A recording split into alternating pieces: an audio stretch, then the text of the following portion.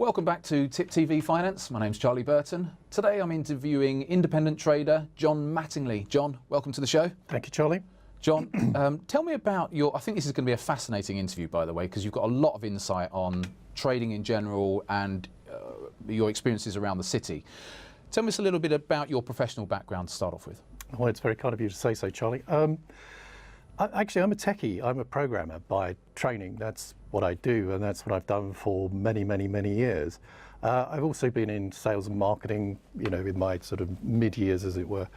But the sort of background to trading is that when I was first doing programming, this is back about sort of 1984, 1986, before Big Bang happened, I just happened to be in a broker, quite a well-known broker, and we were an outside subcontracted company that was there to look at some spreadsheeting work to do with actually modelling black shoals, which I think, as I said to you before when we were talking, very ambitious. Actually couldn't do it with the technology we had, but it was an interesting exercise to do. But sort of parenthetically to that, what I saw going on in that broker was the emergence of technical analysis, and that fascinated me.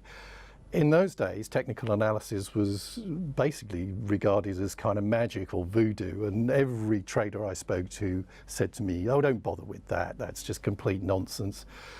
You're wasting your time." And I think there was only one guy who was doing this, but he had this massive, great chart on the wall, and it spread over 2 years. And I watched over a period of like 3 or 4 months in putting these other bits of paper up, and they were literally drawn pieces of paper. They weren't. We're not talking about coloured screens here. We're talking about white sheets of paper stuck on a wall with sellotape. Stuck together, usually. Stuck together and sort of marching along this wall. And you could see, and what fascinated me was, I sort of looked at it and you immediately could recognise patterns. It's the sort of thing we would all know nowadays as being, just meat and drink, head and shoulders patterns, descending triangles, and the sort of whole gamut of what you could get, double tops, triple bottoms, the whole thing. And I watched him put them up there, but what was more fascinating was watching them appear on a daily basis or a weekly basis.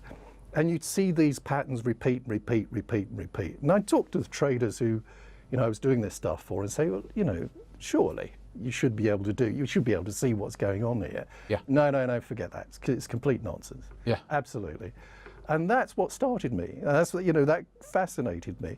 So I spoke to the guy who'd got that, and he gave me a book, John J. Murphy's technical chart analysis. Yeah. And from there, that's where it got to. Now that's 1986. I'm just a lowly programmer. I'm a jobbing programmer, essentially, like a jobbing carpenter, really. And so I didn't have the capital, and certainly the technology wasn't there for a retail trader like me to do anything with. So it took years and years and years of having this stuff in the background. I never lost it.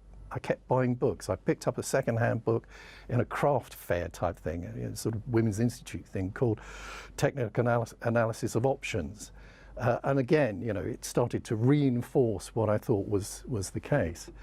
And I think what happened was that stuff got into me, by osmosis, just sheer interest. I wasn't in that world. I was around it, but I'd never worked actually for a bank. I'd never been a trader. I didn't have all of those credentials to do that. And I didn't have the credentials to be, there were no such things as quants in those days. Mm. But basically that stuff just stayed with me forever and ever and ever. And I think as you sort of move on to the 2000s, suddenly the technology starts to emerge, and by this time I'm in fintech, so I see it coming. I can see that we're going to get the good communications. I can see that at someday far in the future, in the mid-90s, I was looking at it saying, you know what, one of these days I'm not going to have to lease a line at $250,000 a year just to get some kind of level of execution like I see my bank clients doing. Yeah. I'm going to be able to do that over this new thing called the internet, this tinterweb thing. It might well actually become something someday, And I was thinking, wouldn't it be fantastic, to be able to do this? And curiously enough, I happen to know somebody. It was just a friend, his friend's sister. It was actually really quite high up in what was the equivalent of the FCA in those days. And I phoned her up and said to her, Colette, I said, what would happen if I started a kind of a brokerage or something that sold, that did shares over the trading over the internet. You know, what would you guys think of that? And she said, we'd stop it immediately. Really? Yeah.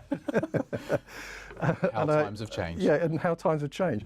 So, but I kept looking at it and kept looking at it. So it's really, the takeaway from this is all of the information that you need to be a successful trader is out there. It's been out there for a very, very long time. And people like yourself are doing a tremendous job, to be quite frank, bringing that into, into focus, so that people who are on the outside, who essentially are outsiders, can actually trade properly.